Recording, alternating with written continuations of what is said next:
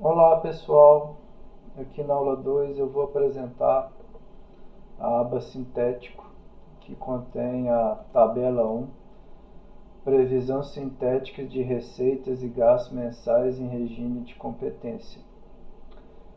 Na esquerda aqui eu tenho as categorias e subcategorias. Né? No cabeçalho aqui eu tenho os meses, e aí tem espaço aqui para 60 meses, que é o espaço máximo do que a memória de cálculo, né, suporta, e é também o prazo máximo que o MOCIP poderia, né, ter um termo de parceria vigente. Eu vou ocultar aqui para simplificar, né? Então a gente estava trabalhando de novembro de 25 a dezembro de 26. Eu já vou ocultar os meses que eu não vou precisar, vocês precisam fazer o mesmo. Do lado direito tem um total, né? Então vai o somatório de cada linha e o percentual do tanto que aquela linha representa do total. Aqui a gente tem as entradas na parte de cima e aqui a gente tem as saídas na parte de baixo. O total de entradas é sempre igual ao total de saídas. Eu vou dar um zoom aqui agora, né? Agora que vocês já conhecem, né, as diretrizes gerais da planilha, nós vamos entrar nos detalhes. Então, como eu falei, em regime de competência. Né? Na memória de cálculo, a gente só tem regime de competência. No relatório gerencial financeiro, né, que são outra série de vídeos, é uma outra série de vídeos, aí o relatório tem tanto, né, demonstrativos em competência como demonstrativos em caixa. Aqui, como é tudo competência, basta pensar assim: se você tem um gasto, ele está previsto para dezembro de 2025, quer dizer que o fato gerador dele vai acontecer em dezembro de 2025, e aí você vai colocar, né, um mês de dezembro de 2025, mas que ele venha a ser pago em janeiro de 2026. Para nós aqui vai ser dezembro de 25.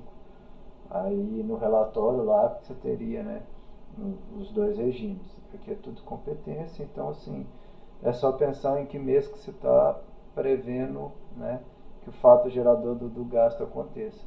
Se tiver alguma coisa que você sabe que é parcelado, né, o que vai acontecer ao longo dos meses, enfim, aí você distribui, né, de acordo com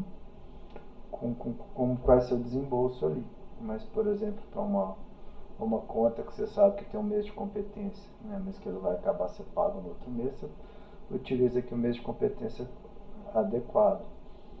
É, Aqui a gente tem um regime de categorias e de subcategorias. Então, né, a gente tem uma categoria de entrada, que é o repasse, uma outra categoria, que são os rendimentos financeiros, e outra categoria que são as receitas arrecadadas. Os repasses, né, quando tiver mais gastos eu vou demonstrar, mas eles são automáticos, né? A planilha calcula os repasses de acordo com a metodologia da CEPLAG. Os rendimentos aqui financeiros, né, financeiros, todos os recursos do termo de parceria precisam ficar aplicados. Então isso vai ter um rendimento, e esse rendimento vai ser demonstrado lá no relatório. Aqui na memória de cálculo vai ficar em branco. E aqui as receitas arrecadadas. Aí aqui a gente tem três subcategorias para elas. Né? Como que na entrada são poucas subcategorias, a gente coloca todas. Então tem as receitas arrecadadas previstas, os rendimentos financeiros com destinação específica, então que não podem ser comportados aqui. Né? Então, se, às vezes tem uma legislação, a legislação fala que o que render dessa receita arrecadada, ela tem que ir para ela tem que ser gasta de determinada forma. Então tem espaço aqui para isso e outras receitas. Aqui tá bem enxuto, né? Mas se fosse necessário a gente poderia aumentar a quantidade de subcategorias de, de arrecadação. Mas hoje a gente não acha necessário. Se alguém tiver algum caso concreto, conversa com o pessoal do CEPLAC, que a gente vê analisa as possibilidades. Então, o subtotal de receitas, né? Vou somar esses três aqui, subtotal de receitas, o total de entradas, e aí o saldo remanescente mais o total de entradas. Né? O saldo remanescente, ele é calculado ao final de cada período avaliatório. Você pega o saldo financeiro, então, sei lá, sobrou 100 mil reais, e aí você desconta todas as obrigações que ainda resta para pagar, né, nos próximos meses, sei lá, 30 mil, então dá um saldo remanescente de 70 mil. Então o saldo remanescente, ele viria para cá compor as entradas de 70 mil, né, e aí ele somaria com o restante das entradas para bater com o total de saídas. Só que nem vai ser preenchido aqui. Né? Essa tabela ela é toda automática. Então, na verdade, o lugar correto de preencher o saldo remanescente seria aqui. Né? No meu exemplo, 70 mil. Vamos só preenchendo aqui. Não preocupa com isso aqui não, vou explicar depois. Preenchendo 70 mil, teria uns 70 mil aqui.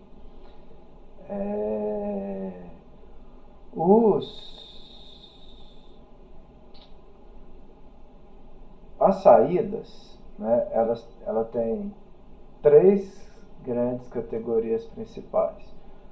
Os gastos com pessoal, que é para abarcar todos os gastos com seletistas e com estagiários. E aí não entra aqui nenhum RPA, PJ com certeza não, nenhum outro tipo de autônomo, é só para regime seletista. Tem a categoria de bens permanentes, que são os bens que são patrimoniáveis.